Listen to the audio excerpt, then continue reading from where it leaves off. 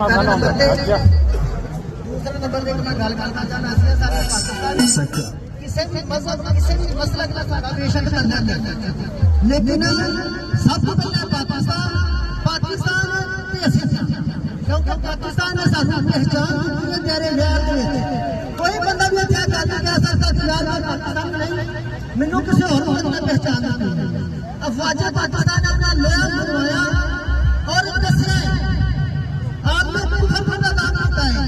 कि कतई भी उस कौम को और उस कौम दुनिया की कोई ताकत हरा नहीं सकती जिदे नाल ओदा सिद्धा सारा कुरान और सैयद होए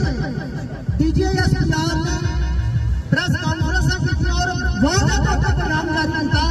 कि असि दुनिया के अमन चाहते हैं हिंदू बंदे ने भी पैगाम दिया लेकिन उन्होंने शायद भुल लगी सी वो बावला शायद पाकिस्तानी कौम को उतार देगा लेकिन ऐसा करारा थप्पड़ एक ही वजह है कि खुदा की कसम मुंह पर बैठ गया और शुक्र अदा करना ना नरेंद्र मोदी का भी असबाब है कि जिन्हें पाकिस्तानी कौम का था प्लेटफॉर्म पर सारे लोग कर दिया